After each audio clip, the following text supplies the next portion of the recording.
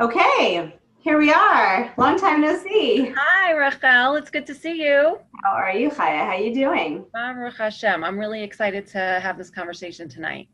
Yes. Another installation of practical chizuk for Shidduchim. Yeah. And then, Pre-Shavuos version. pardon me? The pre-Shavuos version. Pre-Shavuos version. There's so much I think that we could think of, what we can talk about, just even in terms of Shavuos and Let's go. what it means for being in this parsha. I think one thing is being ready to receive your soulmate, who that person is, and being open to receiving it. And receiving means you have to take. Not everybody's comfortable taking. You have to be comfortable taking. You have to make sure you're open to receiving. Mm-hmm. And maybe sometimes that means clearing away some of your own anxieties and belief systems, and it was supposed to be like this, or I was expecting that. I'm not worthy of. And I'm not worthy. Am I deserving? It's good for me. And climbing the mountain, right? We were getting over the humps. Those humps. Yep. Getting over the humps and realizing that when you finally climb that hump, that mountain, Hashem is just right there. I mean, he's been with you the whole time, but he's just there saying, I got this. It's okay. I saw a meme this week that I got on WhatsApp that said the difference between school and life is in school, you learn the lesson and then you get a test. And in life, you get a test. And then from it, you learn the lesson. That's a great meme. That's great. I never heard that. That's great. Well, I have some questions. I want to talk to you about some stuff that I think, some hot topics and some basic ones. We've done some webinars where we've had some real basic questions, where we've talked about, do's and don'ts and resumes and do you have pictures and how much research and things like that. But last webinar, we got a little bit deeper. And this week I want to ask you a big topic that's come up. But this one is here's one that I want to ask, which is, how do you keep your, in my case, daughters, my son, my youngest is only 14, so he's not there yet. But how do you keep, how do you keep your child, your adult child, upbeat and calm during this parsha when you yourself sometimes feel like it's a roller coaster? Well, it all trickles down from the top. So it starts with you. Every woman knows that when she's having a bad day, or she's exhausted or cranky or just, tired, whatever it is, it trickles down into her home. And when she's happy and positive and upbeat and got a little pep in her step, it trickles down into her home too. So every woman knows that. The avoda for the wife is to be able to constantly keep herself in that good place. So if you yourself are, you as in the mother of any single, is going to be able to have the perspective that, Hashem is going to find my child the right zivug at the right time, and that right time might not be now, and that's okay. Hashem knows what's best for my child. I can only do my best. I can support my child. I can encourage them to seek guidance. I could do my due diligence in terms of research and pictures and resumes and all the rest. But at the end of the day, I'm going to try not to take too much control of this and think that it's all going to be me. Because a lot of anxiety comes from a lack of emunah. If we really, really, really believed that HaKadosh Baruch Hu was really running the world and that he knew best, we would do our ishtalos, and then we would kind of wait and see how that ishtalos works out, and we wouldn't stress about it. The discrepancy between, our stress and what actually happens is that lack of, that discrepancy there, the discrepancy between what actually, where we're at and what actually happens, and the stress in between there, that's our lack of emunah. And that's hard for everybody to hear, including myself. So I'm talking to myself as much as I'm talking to everybody else. And that is a reality for everybody. So I think as women, the more we're able to work on that and give our children encouragement and confidence to say, you're smart, you're beautiful, you're capable. The man who marries you is very lucky. Just because it doesn't happen today doesn't mean it won't happen. Doesn't mean it should be today. If you're not married today, that means that you should be focusing on building yourself and building your career and contributing to your community and developing yourself, because a developed person is like the biggest asset in marriage. So instead of thinking like, why am I not married? Why am I not married? Just say, okay, I'm not married. Therefore, that means that Hashem has decided that I should be doing other things right now, because I've done my Shabbos, I've called Shidduchim, I did the resume, I put myself together, I'm going on dates that come up and try my best. But a lot of singles tend to fall into this, like, what am I doing wrong kind of thing. I remember feeling like that sometimes, like, what am I doing wrong? I call this one, I call that one, I'm a good girl, and I'm from, and I'm tzius, and I'm smart, and I'm capable, and I put myself together, like, what am I doing wrong? And very often, there's nothing you're doing wrong. It just be that it means he didn't come yet, like, he just didn't show up yet, and that's okay. And singles tend to feel bad. I had a client today who was telling me, like, what am I doing wrong? I feel like I'm not doing something. I'm missing something. I'm like, no, you're doing everything right. It just, Hashem said, not yet. Right. So I think being able to work on our emunah will calm us all down a lot. And when we are calm, then our children can be calm, because they say, like, well, mom's not so worried. So why am I going to worry so much? Yeah, I'm going to go out with him. I'm going to speak to someone. I'm going to give guidance. I'm going to ask a Rav. I'm going to do whatever hashtalos I need to do within, normal limits. And after that, I'm just going to kind of leave it in Hashem's Live hand. your life. Yeah. And live your life. And don't waste yourself to, take care of other areas of your life. Believe it or not, there are other things to accomplish in life besides just getting married. And if you ask people who are married, like, I once went, I sometimes do this with clients where, like, we'll go through, like, the day in the life of a married person. Okay. Like, let's go through the schedule. Okay. You get up in the morning. Hi, honey. How are you? How was your day? Okay. Got to go to Shachris. He leaves. Right. And then he heads to work. So then you're going to work. Right. Okay. The kids get off, babysitter, school, whatever it is.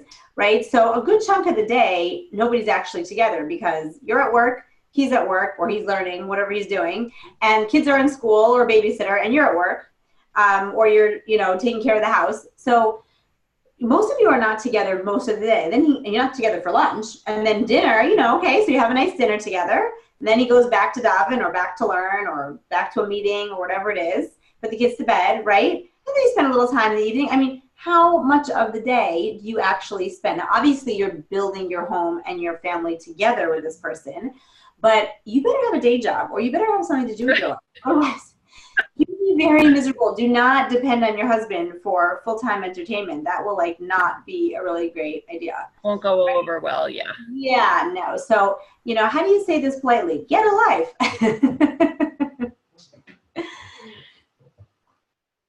Are you there? I think you froze. Yeah, can you hear me? Oh, yeah, I can hear you, but okay. You froze. Okay. My internet connection was unstable, it said. Not a problem. Okay. Great. Two things that you said. One is, it reminds me, I'm taking this phenomenal course. And if anybody wants to know about it, it's called Judaism Take Two with Mrs. Esther Wien and Rabbi Y.Y. Rubenstein. And it is mind-blowing Torah. Cool. Really amazing. So two things from that. One is that, how it works is the shefa, the divine flow, comes from above. We mix it with our own unique talents and strengths, and then we create in the world with it. So what unlocks the shefa? What unlocks the divine flow? Gratitude.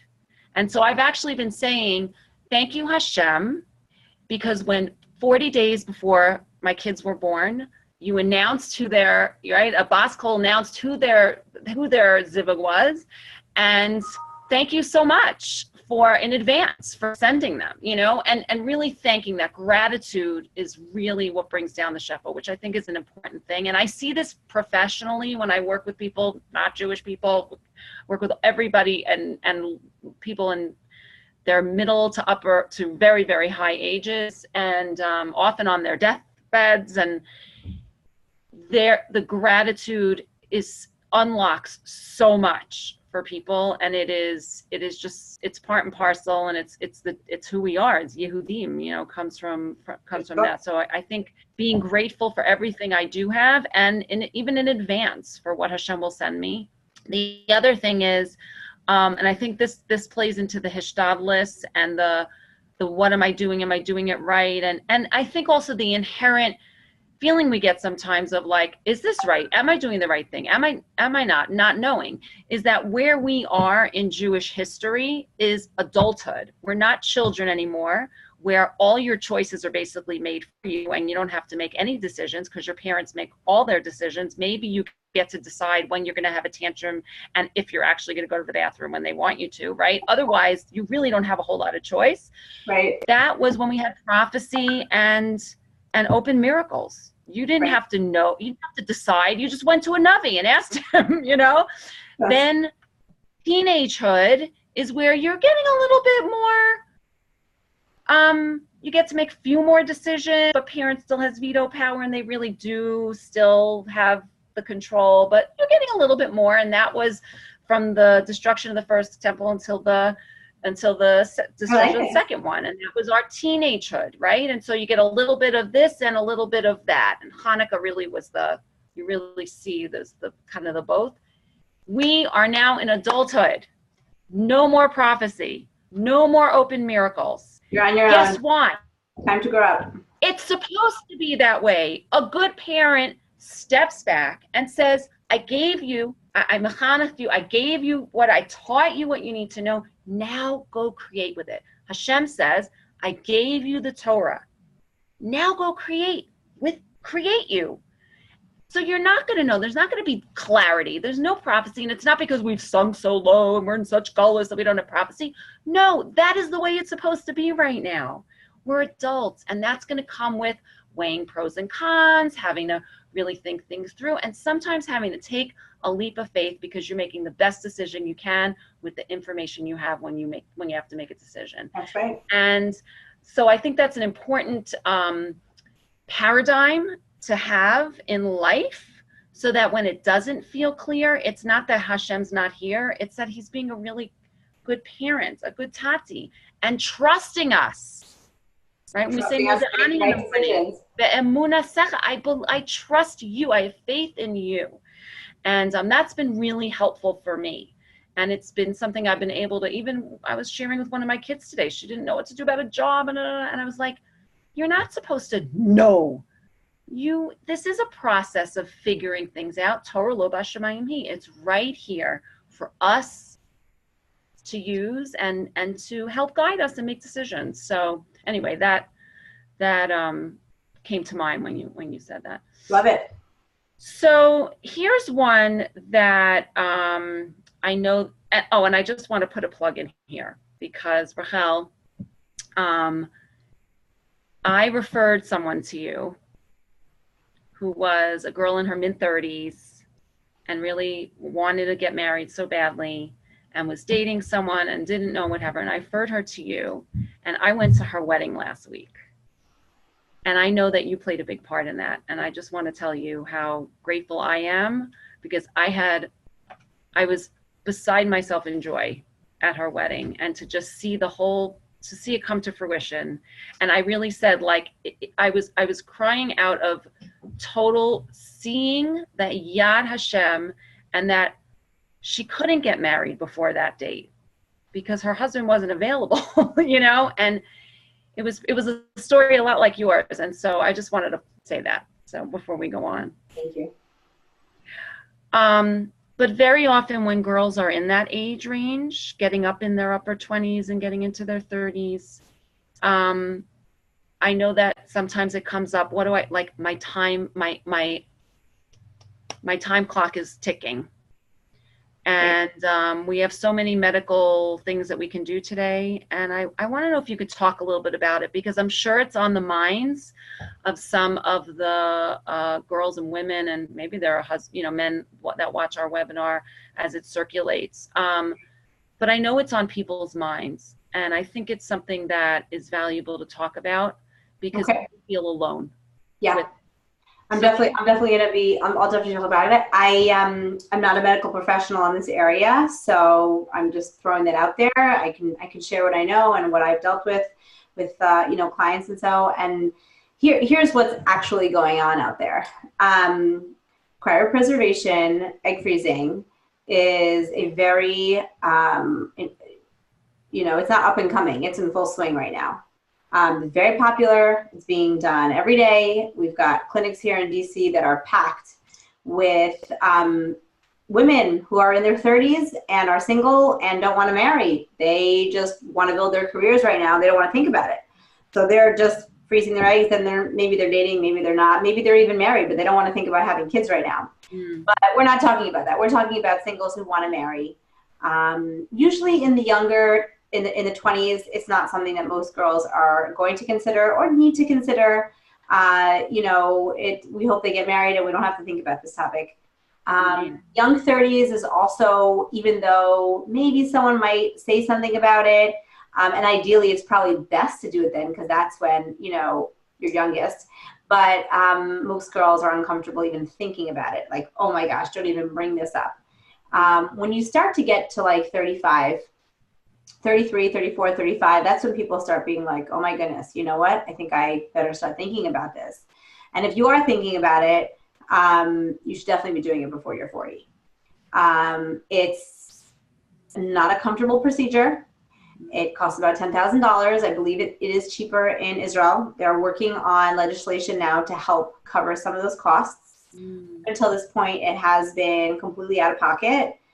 There are certain gemachs that will help you get discounts on certain medications, a time, and all these like fertility organizations sometimes will help you with some of the costs of the medications. Not fully reimbursed though.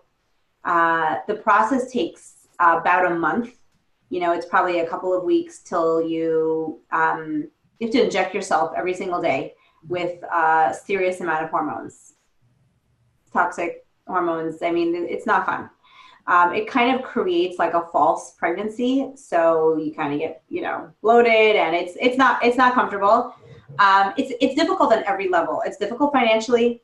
It's difficult emotionally because you're going through it alone and you don't have a partner to share this with. So even if someone's going through fertility treatments, but they're married, at least they have their partner to go through it with them. Something that people do not really think about, and this is something that I thought about a lot when I was single, is being single is much more challenging to many people than going through fertility. Because when you go through fertility, you might not have children, but you're not alone.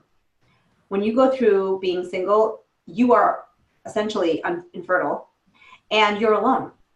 And you don't know if you'll ever get married or if you'll ever have children. So not only do you not have the partner, not only do you not have the kids, but you don't have the partner. And this is completely, you're going through this whole thing alone. So financially, it's a big $10,000 pinch. Emotionally, you're alone, and it's really hard to face the music that you're this age and you're up to this stage of your life. Physically, it is definitely not comfortable injecting yourself every single day for a couple of weeks and then going through an uncomfortable procedure and, kind of recuperating after that. So what tends to happen is people do it in groups of friends. So, I know a lot of people who did like groups of five girls got together and they did it all together at the same month. So they were all kind of like in touch. Oh, you're taking that medication, I'm taking that medication. Oh, I missed it. Do you have any more left? Like I ran out, and they're all kind of helping each other emotionally. It's much easier to do that. It doesn't make you feel kind of isolated and alone. So I know a lot of people that have done that together in groups. In terms of how successful it is, the reality is that, it's not a guarantee. It's an insurance policy. It's not a guarantee. So it's better than nothing, 100%. And it's definitely highly recommended. If you're in your mid to late 30s, I would definitely recommend it. But people like to think that like, oh, phew, I froze my egg. That means I'm definitely having children. Well, it's not so simple because I know people who froze their eggs and their numbers of extraction of what they were actually able to yield were very, very low, which meant that probably if they were to get married and try to have children, even if they got married when they were 20 or 25, they probably would have struggled. Just like we know there are people who struggle with infertility, not necessarily are they, older, they could be younger too. It is definitely better than nothing. And I am really trying to advocate for some sort of symbol or some sort of like code word or code number that we can kind of like put a little stamp on a resume where it's like, you know, I don't know, a picture of like an egg. I don't know, I'm making this up. Some sort of like innocuous symbol or, you know, term or word that we can kind of stamp a resume with, because I really believe that there are a lot of guys that are saying no to a lot of women because of this. And if they were to know that if a girl froze her eggs at 35 and now she's 37, they would be less worried, or 38 or maybe even 40, they'd be less worried to go out with her because of that. That would be huge. That would be huge, and that would really help, I believe, the shidduch crisis, because older guys they still want those younger girls. And the older girls they can't get those guys because those guys want the younger girls. So we're still creating a huge age gap issue. So, you know, I believe it needs to be a little bit better advertised. Girls are very embarrassed. They're shy. They think they don't want them to know. But the problem is if nobody knows, then it's affecting a guy saying yes or no. You know, Baruch Hashem, we live in an age where, I don't know, but if you look around, people are living longer than they ever did. We are freer from disease than we ever were in any generation. People are having babies later than they ever did. They're living through childbirth more than they ever did before. And people are getting married often later. And so it's almost like the whole life cycle is getting pushed further down. So I know people who had babies at 47 and still want to have more. You know what I'm saying? Like, you could get married and, you know, if you are under medical management, you can do all sorts of things. You can, you know, even when people get married later and they could rely on those eggs from when they were younger, they could create, you know, you could create embryos and you could do all sorts of things with it that are just tremendous miracles that we were never able to do before. So I'm a big advocate for trying to make it a bit more public. And I'm not sure what the most discreet way is, maybe just to tell a reference to mention it. But somehow we have to get the idea out to guys, because the number one reason why a guy doesn't want to consider an older girl is because of this. And, right. You know, like I tell many guys, if the only concern you had about getting married was I need to have a big family, like I need to have 10 kids, at least 12, right? You probably should have thought about that when you were 22 and said, I just need to get married and have a lot of kids. I just want lots of kids. Well, okay, that's fine. Then you didn't necessarily need to be super particular on exactly every detail about this girl. I just want a family and a lot of kids, right? But if you held out till 35, 40, 42, 45, you clearly have something in mind that is, you know, different, unique in some way. And that's fine. The price you might have to pay for that is a few less kids. And so she might be a little bit older. And that's okay. And you might have children, but you might not have 10. And that could be a beautiful life with somebody. But don't, you know, you can't say, well, now that I'm this age, I'm still looking to have as many children as I did when I was younger. You're a different person today. We need to evolve. We need to grow and continuously recreate that picture of what we actually need in a relationship, because we constantly are growing and evolving. So, you know, there's so many questions on this topic. The questions are often very individual. It's a sensitive topic. It's not an easy topic to discuss. It's a topic that, you know, it's approved by Rabbanim. That's not an issue. You know, you know, in our circles, most people are not going off single and having children, but I know women in more modern Orthodox circles that are finding donors and are going around single and having a baby. They just want a baby. And it's controversial as to whether or not that's a good idea or not. Should they, you know, be alone forever without a child? Should they bring this child into the world without a father figure, you know, and the stigma that comes along with being a single mom who never got married and had a child? You know, there's all sorts of complicated, you know, repercussions, and there are all sorts of pros and cons on both sides. So I'm not going to take those sides. But in terms of, you know, egg freezing, cryopreservation, I'm a big advocate. I think it's super important. I wish more people would do it. And I think I wish more people would be less afraid to talk about it and advertise it, because it really could help people. I had a friend who collected pictures of babies that were born when the mother was 40 plus. And she made this huge collage, and each baby said, like, I was born when my mom was 42, 43, 41, you know, and they had this huge collage. And she posted all over Facebook trying to bring awareness to men, saying, these women had children over 40. Like, why can't you date a woman who's 39? It's okay. She can have children. She might not have 10, but she can have children. Like, come on, you know? And it was a very sweet way of trying, but I think the message needs to get across more to men, actually. I think women are quite aware of this. I think it's the men and the mothers of boys who are dealing with maybe an older son that need to come to this reality, because they're the zivug that they might want or might be most suitable for them might be someone who's a little bit older, and that's okay.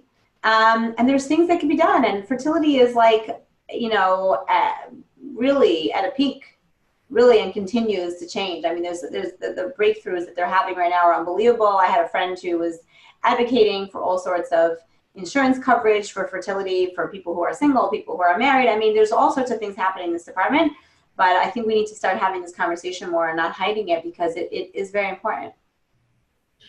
It's really great that you're saying this, and I'm really hoping that people hear this as they listen or watch. You know, isn't it, what the thought that occurred to me is, isn't it fascinating how our own distorted beliefs get in the way of so much that we can have in our life, right? But here's the reality. A lot of men don't want to go out with a girl because she's older. Right. Meanwhile, because she won't have as many children. But meanwhile, they don't have any children right now. Right. Right? So, no, I need to have children. I need to have children. Yeah, okay. But meanwhile, you don't have anything. And the years are going on. And the years are passing you by. Right. And you still don't have any children. So maybe you would have 3 with her or 2. But it would none alone. Or none if you don't get married. Yeah. Exactly. But, like, isn't that better than none? Right, exactly. Right. So I would love to give, like, I don't know that this would actually get to the ears of any men, but if people want to bring it up with, you know, men who are a little bit older, to keep an open mind. I would love to have some education and bring in some professionals for single guys to ask these questions and understand more about it. Like I said, it's not foolproof. So for instance, if a woman goes in and they are only able to extract, let's say, 2 eggs, her chances are a lot slimmer than if they're extracting 25, right? 25 is considered like a lot. 22 and up that's like considered like a lot. But that also shows that you have more chances. So if you're dating a girl and she froze at 35 and she took out 22 or 23, that's a lot. That could be multiple IVF cycles right there, like a lot of cycles, right? So, I mean, I could tell you stories of Nisim and flows, but I won't do that. But I think it's something that we should try to, the women listening here, I would love for them to try to broach the topic with a single guy and see what if you're the mom, you know, if you're a single girl in your, you know, 30s, and I'm assuming your mom is not doing your Shidduchim at this point, you know, to be able, when you're presenting yourself to somebody who's going to present you or what have you, to say and let them know I froze my eggs. Yeah, and for those girls that are listening to this and are completely turned off and frightened by this conversation, and I know it provokes a tremendous amount of anxiety for a lot of people, you need to know that you're not alone. Okay, financially it provokes a lot of anxiety. Emotionally, a lot of people just can't accept that that's the stage of life that they're up to. Honestly, it's a really hard month, but then it's over, and then you have it, So, you know, I would say month to 6 weeks. And then you're done, and then you have it. I know some people that have done a few cycles of it, have done it multiple times because maybe they didn't get as much as they wanted and they wanted to try again. But I just think that women should keep their mind open to this, especially if you have the financial wherewithal to do so. I think it's a very worthwhile investment. And I also think it shows emunah in a lot of ways. Like, Hashem, I know that you haven't sent them yet, but you've sent these incredible science that we've discovered and uncovered, really. Right. And so I'm I'm doing this so that one day, you know, when you see fit, you can send you know, my husband, and we can raise a you know, a bias Ne'eman together. And right. And the other thing to mention is that as much as this conversation is very uncomfortable for moms to hear and extremely anxiety provoking for singles to hear, once a person has come to terms with the fact that they should be doing it, and once they're actually got the money together and said they're going to do it, and they've got past it and it's over, it actually decreases a tremendous amount of anxiety, because it feels like, okay, you know, I got some in the freezer. Like, it's a little bit, it makes you feel calm that like, okay, like I'm, you know, if it happens that I'm getting a bit older, like I have something to try. I have like, you know, a tool to try that could help me. And so I find that a lot of people actually date better after it's over, because they're not so, you know, depressed and anxiety ridden about the topic. They're able to just kind of be themselves and be like, whew, okay, that's over. I'm calm now. Let's move forward. And that's something important to keep in mind. wow. Rachel, talk to me a little bit about, we know these days that there are a lot of, you know, if you're standing at a bus stop and you want to go from, you know, Muncie to Lakewood, and a bus comes and it's taking you to totally somewhere else, you don't get on that bus just because it's a bus, right? Mm-hmm. Wait for the bus that is your bus, okay? And I think that because of the pressure of getting married, we are seeing a lot of young people, you know, get on the wrong bus because it was a bus, you know, and they figured, you know, that at least it's a bus, you know, maybe I'm not going to ever meet my bus, you know, like, so I'll just get on this one, but it doesn't take you where you need to go. Now, we know that no matter what we do in life, it's always a stepping stone to get us to the next, and we learn from it. I say this all the time in therapy, and I work with people who are like literally dealing with end-of-life issues, and I go, what doesn't kill you makes you stronger, right? I mean, like, it's the truth, you know? But I think there's a lot of young singles that are getting married to, and then getting divorced. Right. And so now you have young people in their early 20s, you know, mid 20s, who are divorced, wanting to be married. And then you have a lot of singles who have never been married, and eligible people are divorced. Right. And how do you reconcile, you know, do you experience that in your practice, in your client, you know, in your coaching practice? And what advice would you give to the people who have been married and did it, you know, they felt pressured and they felt like they had to, for whatever reason, either because not necessarily because, oh, this is the only one I'm going to ever have, but sometimes it's just that external pressure and their internal pressure. Right. And then what do you say to the singles who are being read, you know, girls and guys who have been married, and like their initial reaction is probably, you know, so I'm just wondering if you can talk a little bit about that. Sure, so let's talk about that a little bit. So first of all, I think a lot of that pressure that, like, you know, we talk about, you know, peer pressure, and who are our peers if not for us? Like, we are part of the peers, right? Mm-hmm. Us, our friends, whoever's listening here, like that is basically our peers around. There is a tremendous pressure to get married. And I do think some of the pressure trickles down from parents that are anxiety ridden with like, oh, not my kid. My kid's not going to be that single kid. Oh, you're just going to get married. Which they do, not successfully, but they do get married. And that pressure is so debilitating, because, you know, here you have a kid, they don't know best. They trust their parent, they trust the Shidduchim, it seems like a nice girl, I don't really know. And next thing you know, it's just a train wreck. And sometimes it's not even a train wreck. Mm-hmm. Sometimes it's just not a fit. You're a nice guy, she's a nice girl, like nothing really wrong, but nothing really right. And, you know, I've met many people who've gotten married, and there's nothing wrong with either one of them. It's just not a fit. And some of that comes from Shidduchim who take two papers that look really, really wonderful, but there's not actually the chemistry to hold it together. And it's really important to encourage and not push. Meaning you can encourage a shidduch to your child. I think this is a really great guy. He seems to have all the components that would be compatible for our family, for you, for your personality, for your hashkafa. Why don't you give it a try? But after that, there must be a drive from the person themselves to propel this forward and keep it going. It cannot be external forces of the shadchan pushing, the dating coach pushing, the mother or the father pushing, his side pushing. That pushing is so dangerous, because if you push too hard, that child will probably listen to you because they love you and they trust you. And ultimately, deep down, most children want to make their parents happy. They want to bring their parents nachas and they want to make them happy.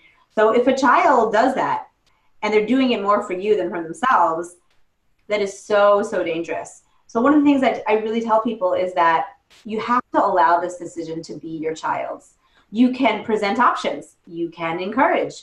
You can give your point of view. But at the end of the day, it has to be their decision, and you need to respect that decision. Mm-hmm. Even if a shidduch might not be the first choice for you, but for some reason, the chemistry with that boy or girl seems to work really, really well for your child, you are much better off saying, Mazel tov, I wish only bracha for the both of you, as opposed to fighting it. Chemistry is a very hard thing to quantify. It's a very hard thing to measure. And as we all know, we meet certain people and we just kind of like hit it off with them. And we meet certain people and we don't really have what to say to them, or we can't really carry a conversation as easily. And that's what chemistry, that's what a certain dynamic between two people brings out. And so you can never account for that based on two pieces of paper, which is why most people walking around that are happily married, many people be like, what? I never would have put that together. Are you kidding me? You married her, she married, right? That because that's the Hashem piece coming in and doing Hashem doing his thing. So, encouraging your children, yes. Putting options in front of them, yes. Encouraging them to seek guidance, definitely yes, because that allows you to be a parent and allows them to get the help that they need. And I've worked with singles and with parents and with moms in order to help everyone kind of stay close without, feeling like, oh, my mom said this and I can't trust her because she really just wants me to get married. It kind of takes that whole variable out of it. But at the end of the day, you have to show trust in your child and support whatever decision your child makes. I think that's super important. For the person themselves who's going through it, for the one who is divorced, I think it's really important to know that nobody goes down the aisle by mistake. I know that ultimately it might have been the wrong decision, but I can tell you from firsthand experience, I actually tried to get down the aisle multiple times. I had a few rings on my finger. It didn't work. I couldn't get down the aisle.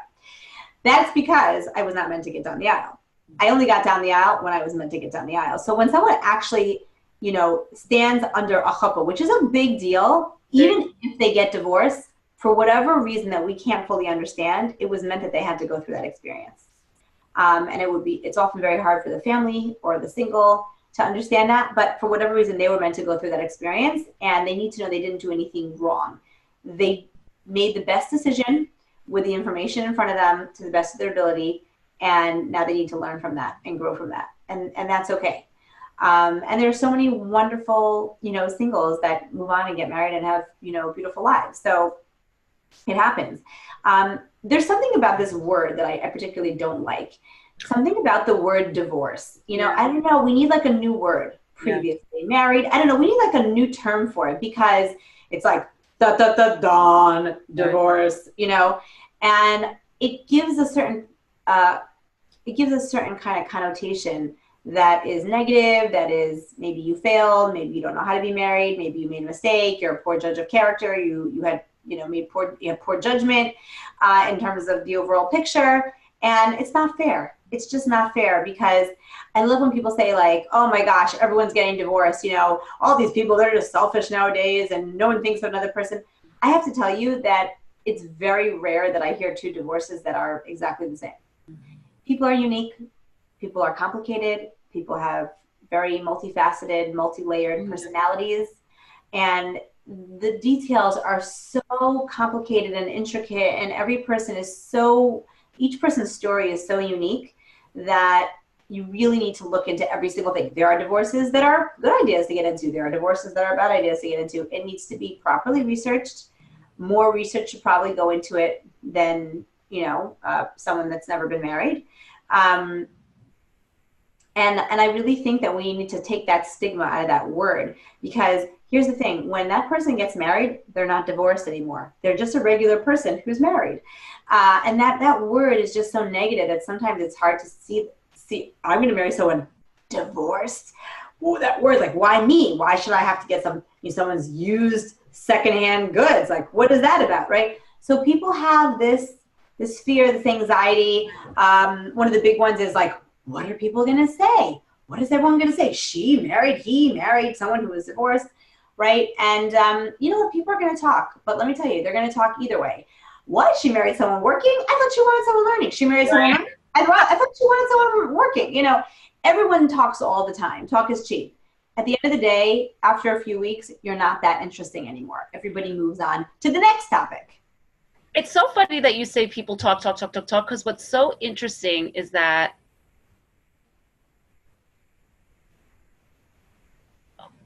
all a person should be is so happy for someone when they're it's so funny that people talk. Yeah.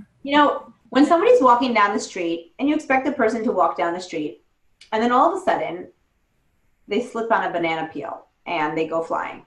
Why do people laugh? It's actually not very funny. Right. They slipped and they hurt themselves. But why is it funny? Well, it's funny because it was unexpected. I expected him to keep walking, and now he just tripped and fell on his face. Right. But that's not very funny. It's just different. And so people don't know how to handle that emotion, so they just start laughing, right? It's a kind of weird reaction. So in life, everyone kind of expects everyone's story to go a certain way.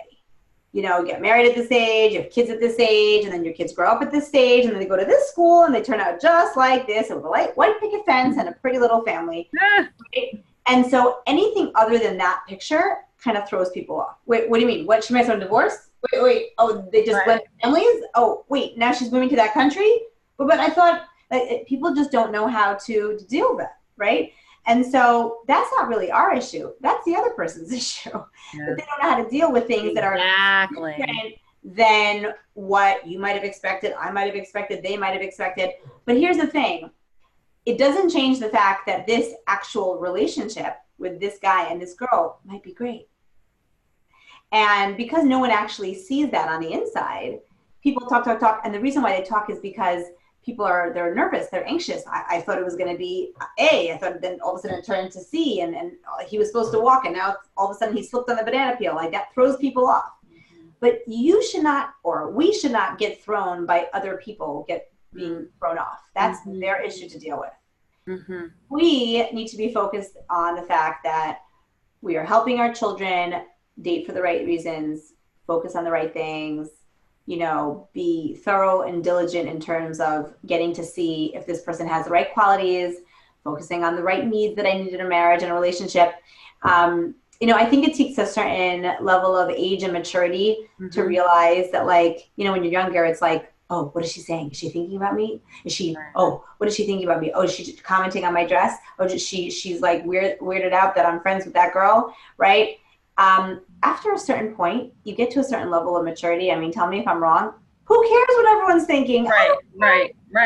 My life, right? So when we're younger, unfortunately, we care a lot about what other people think. And that's the time that we make these decisions. And sometimes people turn away really great opportunities because they're so worried about what someone else is going to think. That's right.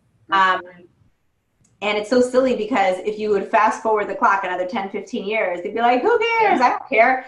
My friend and senator, I haven't spoken to her in 10 years. Who cares what she thinks? It's so true. I work with people in their 80s and 90s and 100s, which means that when they got, and often it's a second marriage because 40 years earlier, they were divorced and got married a second time. Right.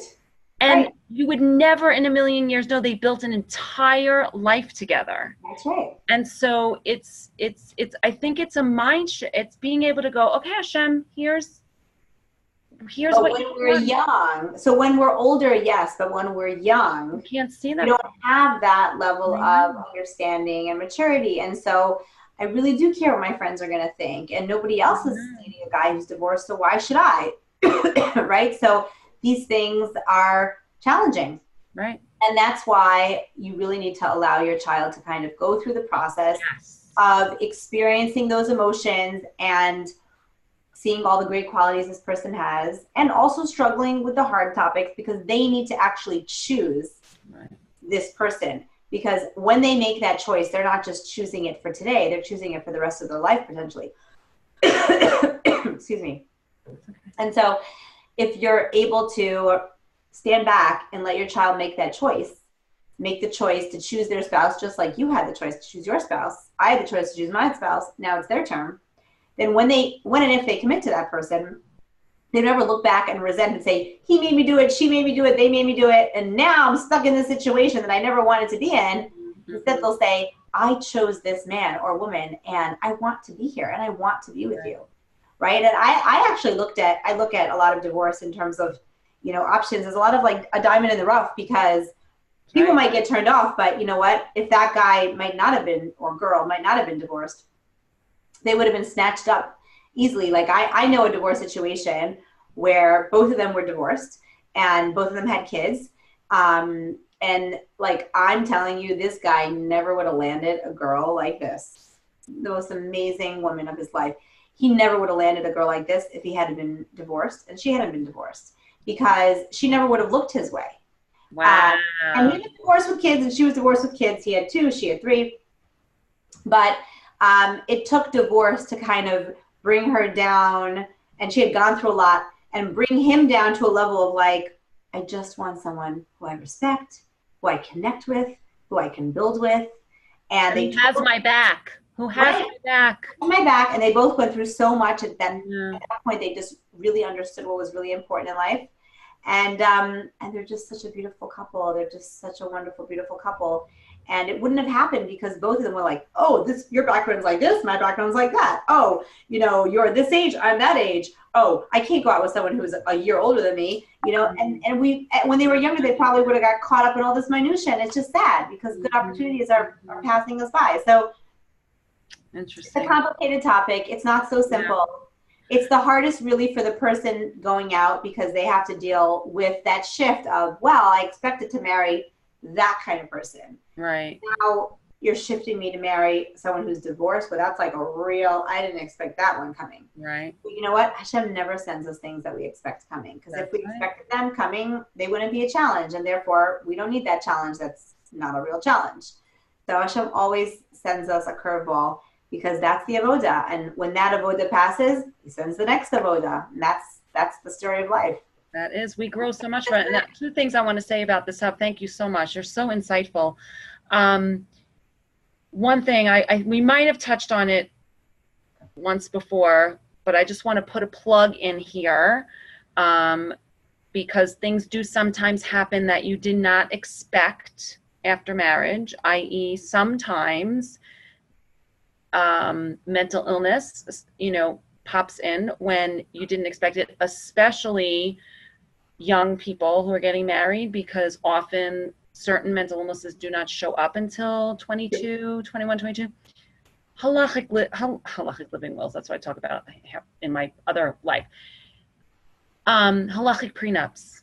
Halachic prenups. Yeah. Do it for the people who might need it. Do it for the women. I wish that it would be just a standard thing that everybody needs to do. Like, you order the caterer, you sign the prenup, and then if everybody did it, it would just not be such a big deal. It's because some people are doing it and some people are not, that it's like, why is he doing it and she's not doing it? If everybody did it, just do it.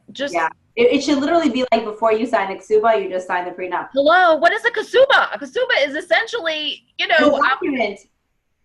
Yeah. So it just makes things, if it has to happen, it makes it so much easier to make the process happen and not have to deal with, because here's the thing, when mental illness kicks in, you may now have a spouse who's not willing to give you a get. Right. Because part of the mental illness is going to be that control. And now you are a chained woman who now has to, right? Whereas if there was a halachic prenup, it's worked, I believe, 100% of the time at this point. I wish Rabbanim was yeah. Really, You sign the prenup, like do it at the wedding. Prenup, Right. Done. It doesn't say anything about that you don't love each other or that you're thinking or you're putting a bad omen. It doesn't say anything that. It says, actually, I care enough about the situations that it's going to need to happen for other people that I'm going to sign mine so that I can put it away and it's done, and it makes it not a stigma, so everyone will do it. So when someone really needs it, it was done. It was done, because I hear all the time, I hear in lots, oh, no, we don't do that, Right. that, well, what is that going to say? So that's one thing. But the other piece I wanted to say is that a person who goes through a difficult time in a marriage and gets through the process of divorce, you know what they are? And then gets back out there to get married again? They're resilient. Sure. They have grown from this. And again, you do your research, and if you hear good things about the person, and these are people that knew them before, during, after, and can vouch and really say, no, this is a solid person. You now have a person who has life experience that's going to inform them in how to be a better wife or husband. And you may just be getting something better than. But most people just want to pick off the good stuff. Like, we want to scrape off the cream on the top of the cake, but we don't want to eat that piece that we don't like. We just want to scrape off the good stuff. Oh, yeah. Right? So I want to take all his amazing depth and middos and qualities and good looks and intelligence. I want to take that all, but I just want to leave that divorce word, because it's like Mr. Potato Head. Made me feel this. Exactly. But you see, that experience in marriage often makes a person who they are and develops them in a way that, like, no other way in life could do. So yeah, I'm with you. It's you can't separate the person from the person. That's who they are. It's a package deal. And the definition of marriage is saying, you know what? You're great. You're not perfect. You have flaws. I'm great. I'm not perfect. I have flaws. Take mine. I'll take yours. Right. You're not perfect. I'm not perfect. Let's be perfectly imperfect forever. Together, right? Yeah. Rabbi Pesach Krohn, who made our shidduch of getting us together, I thank him so much every day. I just actually, we were emailing each other the other day, and I said, I thank you so much. So he says, I once heard him speak, and he said, why does it say, do not covet your neighbor's wife and their oxen and their this and then that? He says, you know why? Because if you want the wife, you also get the donkey and the mother-in-law and the kids and the. That's right. Genetic makeup. We only want to take what we want to take. You get it all. That's right. Package deal. And it's a good package, it's good. And on any given day, you will, thank God, Baruch Hashem, we're both married, right? So, like, on any given day, like, the same things that drive me crazy about my husband can be the most endearing things about my husband. That's right. And that's because those traits in and of themselves do not define my experience of them. Just whatever's coming through me in the moment about them defines it. Just like whether a person is divorced or widowed or 35 instead of 32, those things do not determine our feelings about them. Just what we think about them determines that. And that can change and shift and flow. But you know what? Life, it takes time in life to mature and understand that. And so we're being asked at a very young age to make the biggest decision of our life before we've actually had that maturity. Yeah. And so looking back, it's easier to say that now. Sure. Then, when I was 22 or 23, I probably never would have dated my husband. But at 33, 34, it was a different story. And I believe very firmly, this is a big belief of mine, that there are a lot of people that are single today because the person that Hashem has in mind for them, they won't say yes to. And Hashem needs to say, like, you know what? You're not ready for him. You need to be single, and you need to wait, and you need to have some life experiences, and you need to mature in order to be ready for someone who comes with this package. It is a little bit of a package, but he's perfect for you. And you need someone with this package, because that's why he's mature, because that's why he's insightful. That's why he's emotionally in tune. You need this package, but until someone is mature enough to get to that point, they would have nixed it right away. Amazing. So be open to the possibilities. Open to the possibilities. Open. Hashem, what do you want for me? Not what I want. You know, I often say, Hashem, I want this, I want this, I want this, I want this, I want this, I want this. But what I want more than this, and this is what you want for me. Yeah. That's what I want. And the word ratzon, like Hashem's the desire, and the word sinor, conduit, are the same letters. Oh, that's beautiful. So I like that. When we open our ratzon to match Hashem's, then there's a sinor, there's a conduit. And again, we can leash, the shefa from above. So gratitude and emunah, and just knowing that we're part of a story. There's a story unfolding through the Jewish people, through humanity, really. And the question isn't whether the story is going to unfold. The question is, what part am I going to play in that story? And I think that goes with the story of our lives, and the story of our marriages, and the story of us as a klal, and the story of humanity, which we are supposed to be setting an example for, so that one day all of us, every human being on this planet, can acknowledge and recognize and give kavod to HaKadosh Baruch Hu. And that's true. Is we got the Torah, and Hashem didn't say, I'm just going to give you all these like mitzvos that feel good and so happy clappy, and like, you should have Shabbos, and you should be Misameach. No, I'm also going to give you things that are difficult, that are challenging, and you just can't go eat wherever you want, and you just can't do whatever you want whenever you want, and that might be hard. But that's what creates the beauty, that it's, that there's discipline, that there are limits, that we are special, that this is for a higher purpose. That creates who we are, that is an important piece there. And so sometimes in relationships, we have to realize it's not always just what we want. There is a higher being, power, calling that we have to be machnia to. We have to humble ourselves to. If we can't humble ourselves to another person, we're not going to be able to humble ourselves to HaKadosh Baruch Hu. That's right. Right? Beautiful. Anyhow, with that, I think I will wish you a wonderful Shavuos. Same to you, my friend. I'm going to count the Omer as soon as we get off here. Enjoy your delicious cheesecake. Yes. And, may we have a lot of clarity this Yontif for everyone. Everyone needs clarity. There's so many decisions that we're making on a daily basis that are big decisions that need a lot of clarity, and Hashem should just give us the emunah and the strength. They say even with bracha, you need strength to deal with the brachos. Amen. And my teacher, Esther Wien, said that her grandfather, Rav Shimon Schwab Zatzal, would say, you have to handcuff yourself to Hashem and throw away the key. That's cute. That's handcuff yourself.